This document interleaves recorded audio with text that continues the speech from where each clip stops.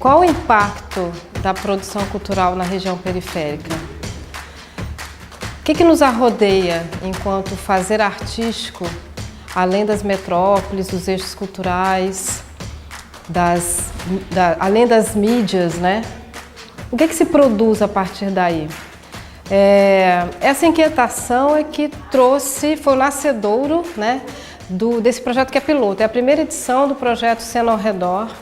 E ele nasce exatamente dessa inquietação, né, do que se produz ao redor do estado do Rio de Janeiro, né, além da capital. O que nos arrodeia, né, enquanto produção artística.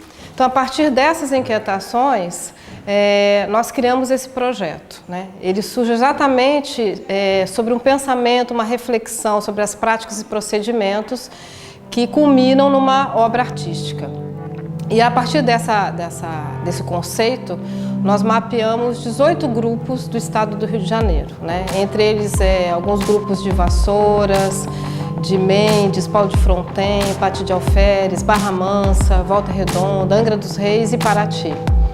E aí, com isso, a gente consegue abarcar algumas regiões como o Vale do Café, o Vale do Paraíba e a Costa Verde, onde se encontra o Sesc Paraty. Eu acho que o Cena ao Redor, né, que foi essa iniciativa do Sesc Paraty, dialoga muito com as políticas para as artes cênicas que o Programa Cultura desenvolve no Sesc no Brasil todo, né? Nós temos uma rede Sesc de intercâmbio e difusão das artes cênicas que envolve desde do projeto de maior vulto, que é o Palco Giratório, que mapeia a produção de artes cênicas pelo país e difunde através de circuitos de apresentação, de oficinas, de atividades formativas desses grupos. E também um projeto de oficinas como o Sesc Dramaturgias, que promove capacitações e discussões mais conceituais na área de dramaturgias no âmbito do circo, da dança e do teatro.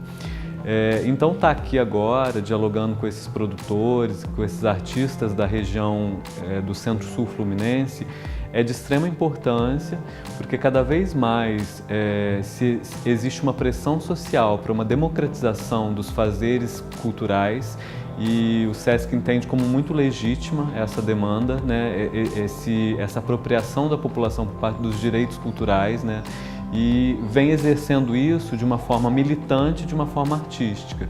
É que nessa região não existe rede. Você existem ilhas, você tem cidades como Itaguaí, que tem uma produção artística, você tem Angra dos Reis, que tem a sua produção artística, e você tem Paraty, que também tem a sua produção artística. Mas essas cidades e outras, como Mangaratiba e tal, essas cidades não dialogam, não conseguem criar uma rede, né? E quando o Sesc propõe um encontro como esse, talvez pela primeira vez na região está começando a se construir uma rede, a rede que eu sempre sonho, eu que já participo da rede Baixada em Cena, sonho com a rede da Costa Verde em Cena, não sei se seria o nome, mas uma rede da Costa Verde. É a primeira vez que realmente os profissionais da área de teatro estão sendo reconhecidos como profissionais, respeitados como profissionais e tratados como profissionais no interior do Rio. É a primeira vez que um órgão de tamanha importância como é o Sesc valoriza os atores do interior, os profissionais do interior. Eu acho que um evento assim muda a história da cultura no estado.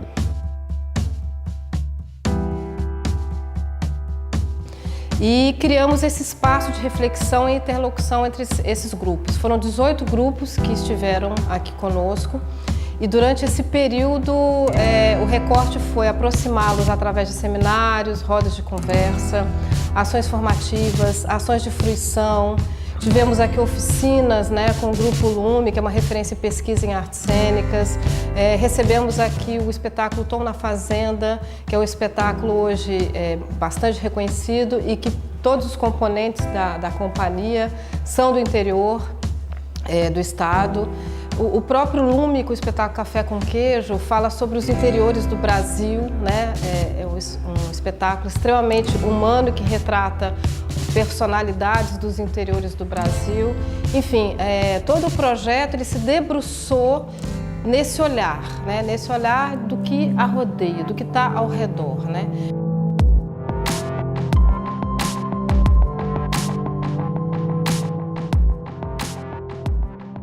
É interessante você reunir, né, grupos que estão numa outra área, né, assim, funcionando num outro contexto, né, que não é o contexto da metrópole e tal, né, e que de certa forma também foi a opção que a gente fez, né. A gente primeiro veio para Paraty só como lugar de moradia, a gente nos primeiros anos a gente não ganhava dinheiro em Paraty, a gente só morava em Paraty, a gente veio para cá para criar os filhos, né. Mas depois a gente descobriu que a gente não precisava correr pelo mundo afora. Nesses primeiros 10 anos que a gente morou aqui, a gente estava fazendo um circuito muito grande de turnês, né? A gente tinha um agente em Amsterdã, tinha um agente em São Francisco, tinha um agente em Nova York, que mantinha a gente sempre ocupado, sempre funcionando. Mas a gente descobriu que a gente não precisava ir para Amsterdã, São Francisco, Nova York, porque todos esses lugares acabam passando aqui na porta do teatro, né? Paraty tem essa circunstância de ser essa pequena cidade cosmopolita, né? Através dessa interlocução, eles se aproximarem, se reconhecerem enquanto território do interior e, a partir daí, se agregarem para criar uma rede. Essa rede vai ser uma cartografia mais ampla do que esse inicial mapeamento, né, que registrou 18 grupos, né, presentes. E a partir dessa cartografia, sim, a segunda edição do Cena ao Redor, que será em 2018, ela já prevê inclusive uma mostra que vai revelar essa produção na prática. E a partir daí a gente vai conseguir entender para que caminhos esse projeto Cena ao Redor ele vai se encaminhar.